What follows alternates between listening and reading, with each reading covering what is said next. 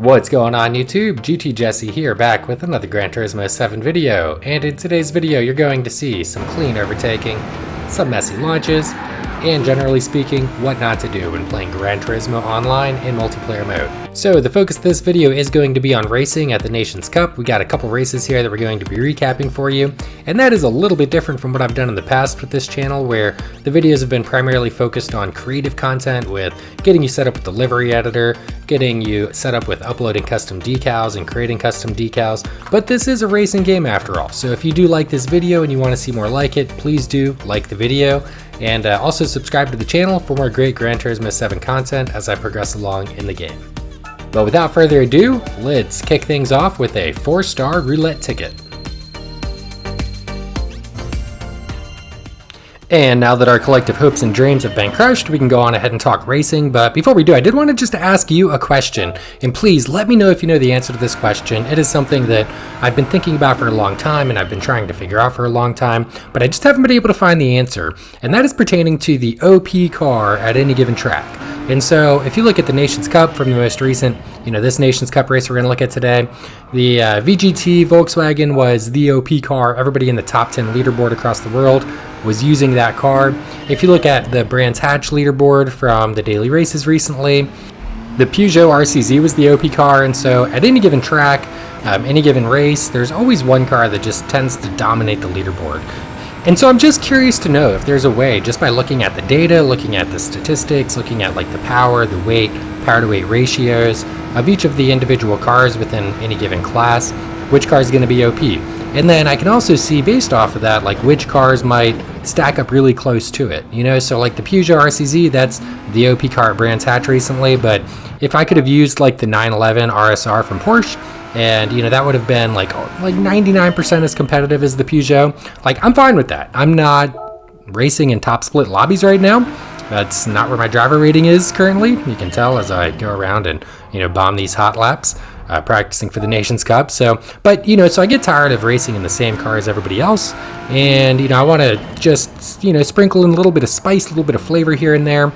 But I also don't want to be completely or severely handicapped based off of that. Like if there's obviously some cars that are just always going to be like 2 seconds slower, then I obviously wouldn't want to start with that car knowing that I'm also, typically my splits are going to be within the top 2 to 3 seconds of, the top 10, like all-stars, right? So that's all I want to know. And if you know the answer, please do let me know in the comments.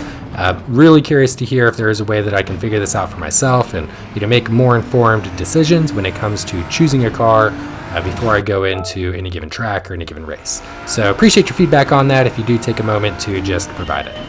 Alright, so getting right into it here with the first race, we're going to start off with the qualifier, and in this race, basically what I'm going to show you is what not to do when you join any online race in Gran Turismo, whether it's a daily race or Nations Cup race or a manufacturer's race or really any race in multiplayer, maybe even a lobby race depending on your general principles. But when I joined this race, I actually joined it completely accidentally. So my bad on that, but as it stands, I am into the thick of it. I am in qualifying. I'm committed at this point. If I back out now, it's going to hurt my DR or maybe it's my SR. I don't remember. I know there's a rule with Polyphony where, any Gran Turismo game, if you back out after the race has already started or after qualifiers already started, then you lose points for backing out in the middle of a race. So it's almost worse than like getting last place in that race. So it can really mess up your rating, and I didn't want to risk that. And so I basically treated this entire race like a practice session. I mean, honestly, I didn't even know if there was going to be tire wear or fuel wear. Like I had joined the practice session like maybe 10 minutes before this race started. And it was my first time doing this track layout with this car. I just saw that again, the Volkswagen was the OP car. And so here I am, first time driving this car in Gran Turismo 7, 10 minutes into practice, and we've got a race. And so for me, I normally dedicate like 25-30 minutes to practice at a minimum, depending on how familiar I am with the track and the car. Definitely would have spent more time with this one, but I didn't. And so here we are in qualifying, not even driving the car right, if I'm being honest. You can see that I'm just taking the thing right to the rev limiter, and with this car, it's actually supposed to be short shifted. It has a ton of torque, and there's no reason to rev it out the way the power band is set up. I went back and watched some of the replays of the top splits after this race and, did a little bit more prep before my next race and realized how you're actually supposed to drive this car, and I was just doing it completely wrong. So I'm just really rusty here. You see me pull out of the pit lane, and GT Veteran's coming up on my 6. He's actually starting his hot lap, as is everybody behind him, and I pulled out right in front of him like an idiot. Again, just rusty. I haven't played online in forever, and I've just been consumed with the missions and GT Cafe and liveries and stuff like that. And so, yeah, not my best showing here. Skipping ahead a bit here, and you're going to see, like a true winner, me hold up a couple of fellow racers who are on a hot lap while I'm actually on an out lap. So we're just going to add that to the list of things not to do while playing Gran Turismo Online. If there are faster racers behind you and they are on a hot lap during qualifying and you are on an out lap during qualifying, probably a good idea to move out of the way. So fast forwarding ahead a bit here, the best hot lap I was able to string together ended up being a 144.8. And that basically is going to translate to a P12 start on the grid. So obviously not the best starting position, but I think given the circumstances, it's probably the best that we could have asked for. And if you look at the times for P7 through P12, we're all pretty close together in the 144s. So I think we have a lot of opportunity for this to be an interesting race and maybe be able to put down some decent points. Okay, so jumping ahead to the final here, and you're actually going to see that I get a pretty decent start, but I want you to pay attention to my rear view mirror and also my tachometer. So you're going to see me continue to redline the hell out of this VGT Volkswagen, which you're not supposed to do. And because of that, the people coming up behind me are just closing the gap way too easily. So this car has really great torque. It doesn't have great peak power, and so with that you want to short shift it to really maximize the potential of the car. But either way, pretty decent start, and we're still in P12 after going down the starting straight here, and obviously there's a ton of carnage here on lap 1. I mean, you got people going left, people going right, people getting shunted into the barriers. We for the most part have been able to avoid all of that, and we're getting off to a pretty clean start. And we've just made up 5 places, so we've made our way into P7, but if you watch the rear view there, you'll see that Subaru just made himself into a torpedo and unfortunately sent us into the barrier, which is going to set a very different precedent for basically how this race is going to go versus how it actually could have gone. Jumping ahead to lap 3 here, we can see the blue bug is off track, so we go on ahead and get that overtake done. And then moving ahead here to lap 4, we're closing the gap on the Canadian and P12, and we actually get a great run out of turn 1. And even though we're still redlining this VGT to the max, we're able to go on ahead and get the overtake done on P12 here. And so we make that one stick. That's a clean overtake, and we're going to go on ahead and move along to lap 5 here, where we're battling with the Canadian, going for the late lunge into this corner. We ought to be able to make that stick too. We have the run on him, but unfortunately we're just not driving this car to its fullest potential still, and that allows the Canadian and that Jaguar to just pull away from us way too easily. So looking at lap 6 here, and P9 and 10, the Canadian and the American here in the VGT are still battling it out. That allows us to close the gap on them a little bit where they had previously gotten a run on us. But unfortunately, just heading into this corner, you're going to see that we just barely miss our braking point. Actually, P10 and myself miss our braking point, both of us in the VGTs. And we go right into the gravel pit. Unfortunately, I do not recover from this very well. I've got gravel on my tires now, set myself in the barrier, and that unfortunately kind of sets the tone for how the rest of this lap's going to go. Okay, so jumping ahead to the end of the race here, and we'll see that we crossed the finish line in P11, and honestly, I couldn't be happier with that outcome. You know, given everything that we had going into that race, and the adversity, the lack of practice, not really knowing how to drive the car, that's not a bad outcome. It could have been worse, could have been a lot worse, and I'm really just excited to go on ahead and get back to the drawing board practice, review some footage, and get ready for the next race that I'm about to share with you. Now, before we do get started, I just want to give a quick shout out to Mark Backer and the Orange McLaren here. Good sir, thank you so much for a trustworthy, clean, and respectful race. That was some of the cleanest battling I've had in a long time. If you see this video, thank you again for the great race. Please do add me on PSN, TCR_GT Jesse. maybe we can link up for some league or lobby races in the future. And so jumping back in here, we're just going to go on ahead and practice a little bit in between sessions, see if we can get our lap time down after watching some of the top 10 videos. First attempt, we're going to get it down to 143.68, and then after trying some more, we're going to go on ahead and see if we can get it down a little bit further. It looks like we're able to get it down to a 143.45. So flipping over to quali here, and what I have on screen is actually going to be the best lap that I was able to string together during this quali session. And you'll actually just see, just watching some of this replay, I'm going to let the whole lap play out, but overall I already feel a lot better in the car. A lot smoother in the car. I watched a couple of the top 10 replays and then spent like 10-15 minutes practicing and implementing what I learned in between sessions, and it's honestly made a huge improvement. Still not perfect, you know, there's still some opportunities here where I know I can make up some more time, but you know, overall, just given the limited amount of time that I've actually had to practice with this car on this track, given these BOP settings, I think that we've made a lot of improvement over what we were able to accomplish in the last qualifying session. So we're going to go on ahead and just let this play out, and we'll see where we end up with a qualifying time.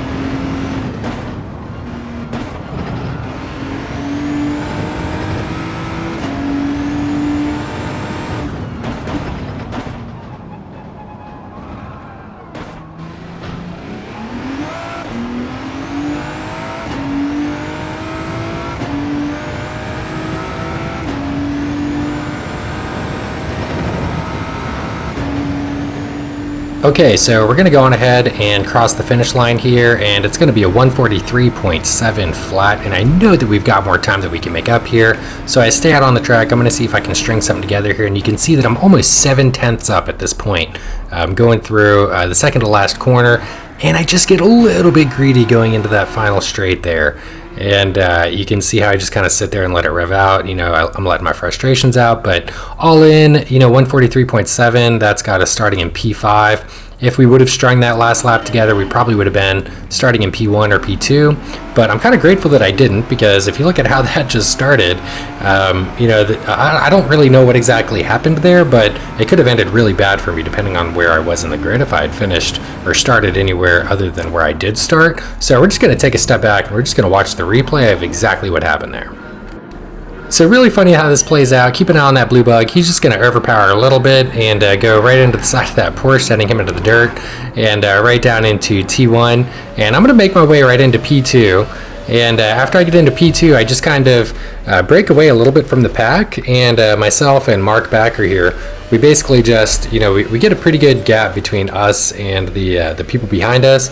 So just kind of speeding along through that here until we get into some of the good battling here between me and Mark Backer.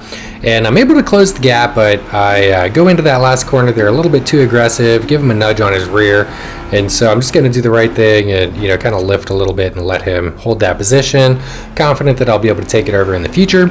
And this is amazing. So take a look at what's happening here. You know, compared to that last race that I was in, this Volkswagen, you know, before, where everybody was just dogging me on the straights. Okay, now he made a mistake there, so obviously I'm going to pass him, but I was closing on him even before he made that mistake, and it really just speaks to how OP, truly OP, this VW is, you know, compared to that McLaren in the straight. And it's not going to be the first time that you see that swap happen, so keep an eye on it. It's really interesting watching how this unfolds between myself and Mark Backer.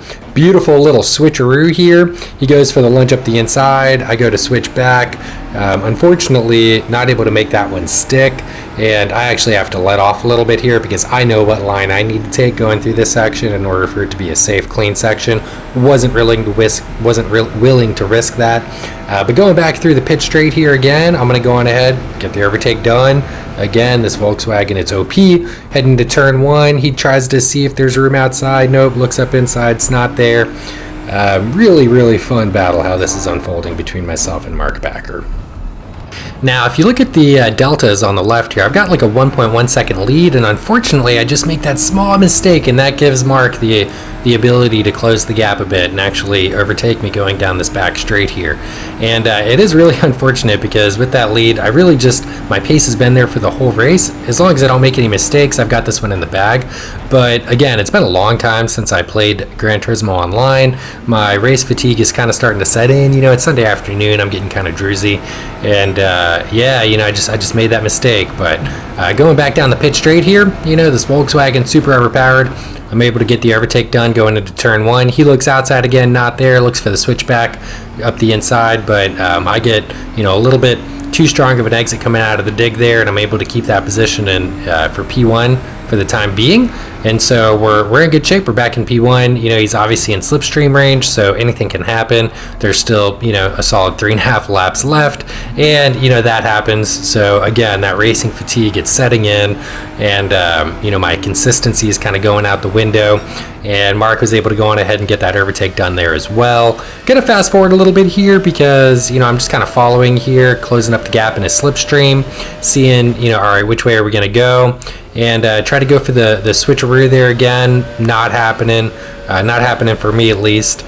But then, you know, we make our way back here, and Mark actually made a little bit of contact on that guardrail. I don't know if you saw it. And then, you know, I had the opportunity to basically take the lead back over, and I just completely botched it. Fortunately, I thought to rip my e-brake at the last second there so that I didn't go nose first into the barrier.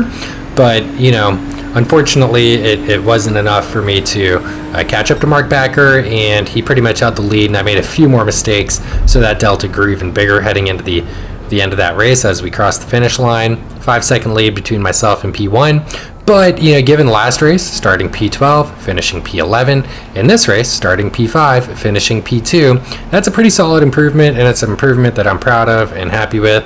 Overall, you know, I'm loving GT7. I know there's a lot of mixed stuff out there, but I'm having a lot of fun with it. I hope you guys are enjoying the videos. If you are, please do like the video, subscribe to the channel.